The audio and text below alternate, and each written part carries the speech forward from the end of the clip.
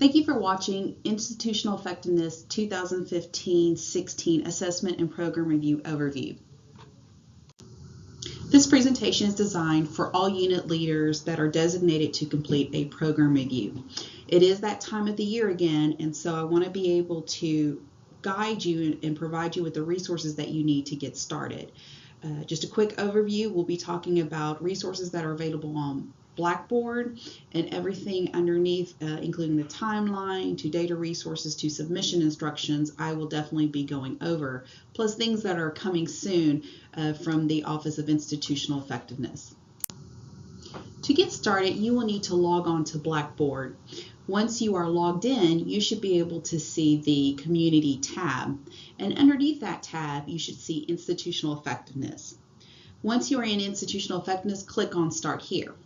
For some reason, if you do not see the Institutional Effectiveness link, please email me or give me a call and I will be sure to add you on Blackboard.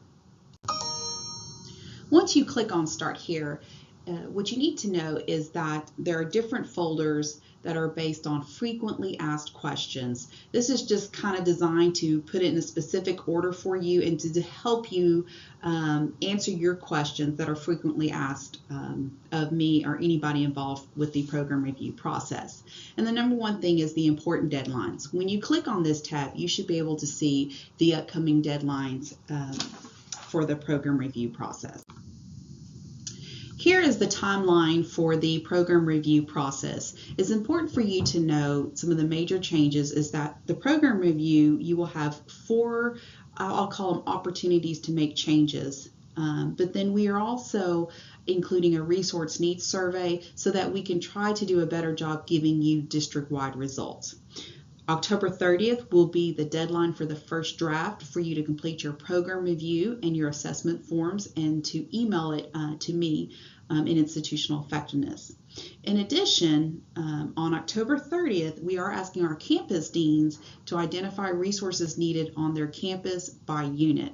Now, as a unit leader, you may want to go ahead and complete the resource needs survey, or you may want to wait until November 20th when you receive the district-wide report from all the other campuses before you complete your resource needs survey.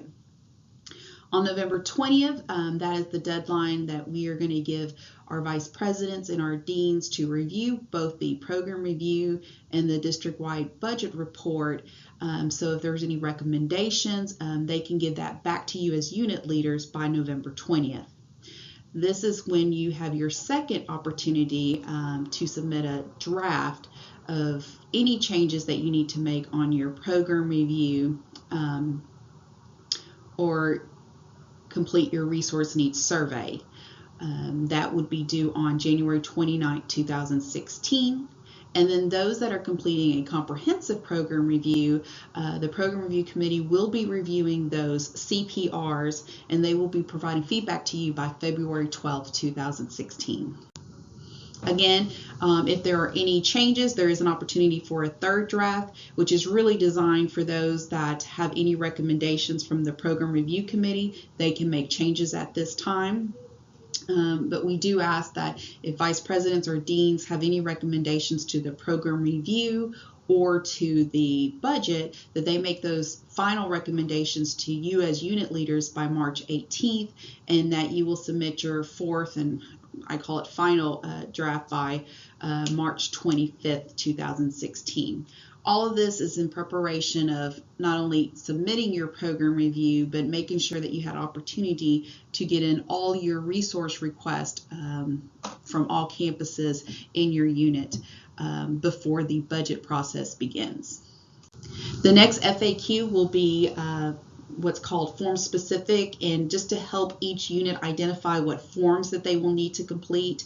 Educational units, there's a variety of those who will need to do an orange form, blue form, green form, but we will have a chart for you to help you identify what specific forms you will need to fill out. And for non-educational units, you will need to complete both an outcome assessment form and an annual program review for this academic year. As you can see, there is an assessment and planning checklist, and this will tell you specifically by your program or by your unit what forms you will need to complete. If it has a Y in your column, that means that please submit the form, that particular form. And if you're highlighted in yellow, especially on the educational side, these are the specific programs that are due to complete a comprehensive program review. For the non-educational unit side, you can see here is a list of the forms that are needed, and it's not very different. It's as the educational side is, but if you are a non-educational unit, you will need to complete both an outcome assessment form and an annual program review. Hopefully you know when you are scheduled to complete a comprehensive program review, but if you are not aware, there is a folder called the 3-year CPR schedule, and as you can see, we have 11 educational programs that will do a comprehensive program review for this year, and then as you can see for the next 3 years, we have a larger list, and that is because our non-educational units just started their CPRs, and now we have them on a schedule to do a comprehensive program review, just like we have our educational units complete a comprehensive program review.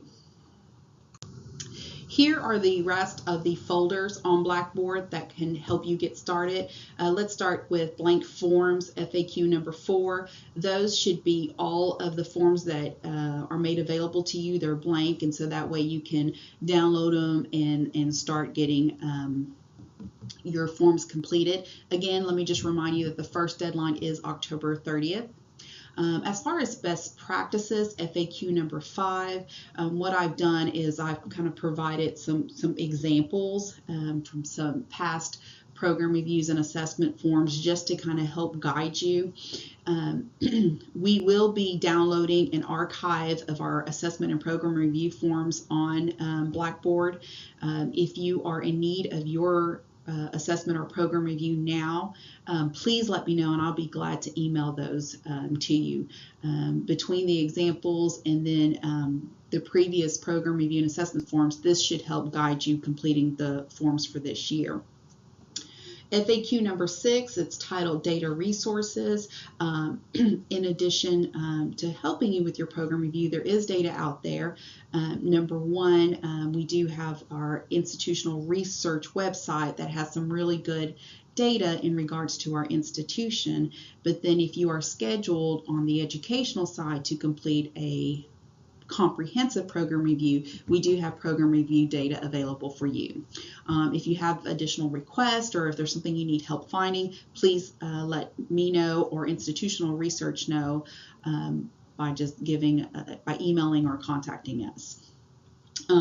FAQ number 7, submission instructions. There are very specific ways that will be very helpful if you could name your file and your forms when you're saving it.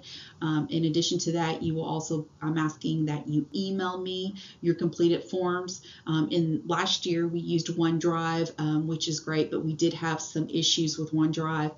And so what I'd like to do is I'm asking everybody to email me their forms, but please click on the submission instructions that will tell you exactly how to name each form before emailing to me. FAQ number 8, confirmation. What I will do my best is to update this form weekly, and this will kind of give you a view of what's been submitted to me, and then also your deans, if they have any questions, they can look on this confirmation folder and they can see if you already turn in, let's say, your outcomes or your program review forms. Just some things coming soon. As I mentioned, I still need to download on Blackboard your 2013, 2014, and your 2014-15 program reviews and assessment forms. Again, in the meantime, if you need those forms before then to help you with your program review, please let me know and I'll be glad to send that to you. I will be working with institutional research, Ms. Elizabeth Shivers, who's our Director of Institutional Research, on program review training. Just as you're watching this, we are going to try to do more online, provide some group training, and we know that many of you prefer one-on-one, and we are going to make ourselves available to do more one-on-one training to ease this process into completing your program review and assessment forms. In addition to that, institutional research, I'll be working with Elizabeth, to do assessment meetings with our department chairs and program directors. We're really looking into how everyone is collecting student learning outcomes and how they're putting this information together, because it is our goal to, one, observe and review, but also to find solutions in the future to make this process easier. So that completes my overview of the Institutional Effectiveness Blackboard page. If you have any questions, please feel free to email me, give me a call. We want to be helpful to you and help you complete this process.